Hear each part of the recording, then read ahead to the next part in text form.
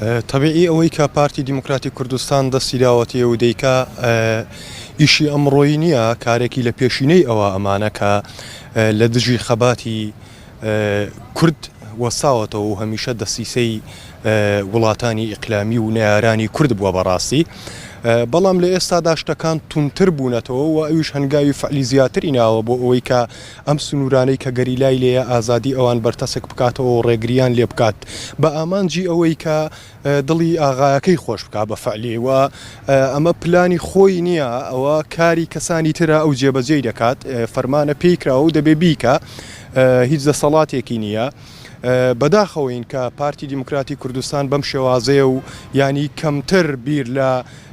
مەسائلە نیشتیمانیەکان دەکاتەوە بۆی هیوادارین دەستبەرداری ئەم عەقڵیەتە بن کە چیتر خزمەت بە نەیارانی کورد نەکەن و ئیتر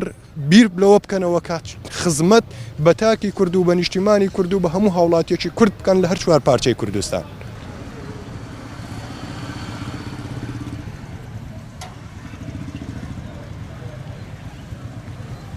بەداخەوە خاوەنی ئیراد و بڕیاری خۆیان نین، یعنی داگیرکەرانی کوردستان چیان پێ بڵێن دەبێ ئەوە بکەن،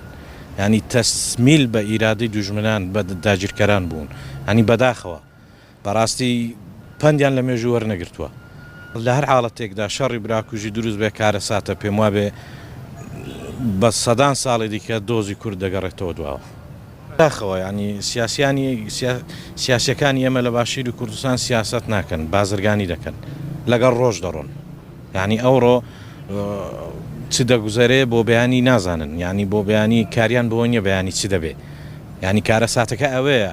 ستراتیژیان بیر ناکەنەوە، ینی بە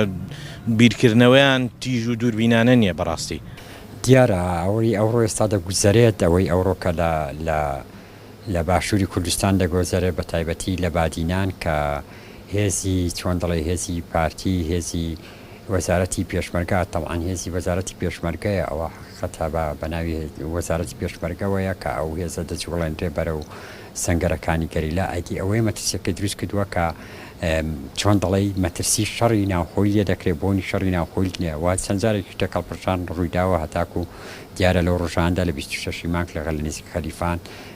سێگەری لا شەهید بوون و وەسەی دیکەش بێ سەر و شوێنن هەر لە ئەنجامی شەڕ و پێکدا چۆن دەڵێ لە هێرشێکی هێزەکانی پارتی بۆ سەر ئەو گەریلانە کە ویستویانە لە هەرێمەکەەوە بزنە هەرێمێکی تر کە ئەو شەڕە نەخوازراوە دروست بووە و ئەو گەریلانە شەهید بوون. دایدیەوەی لێرەدا جێگای داخە پێویستە پارتی دیموکراتی کوردستان کە ئەزمون وەرگێت کەەوە دەستێکی دەرەشیە ئەو شەڕێکە ئەوڕۆ خەریکە بەرپا ببێت تەوانەوە دیارە وەکو پێشتر باسم کرد کە دژمنەکانمان زۆر بەبێ ویژدانانە ملیاران دۆلاریان خستۆتە گەڕ بەس بۆ دروستکردنی شەڕی ناوخۆ بۆ لەباربردنی ئەو ئەزمونەی کە ئەوڕۆ هەیە.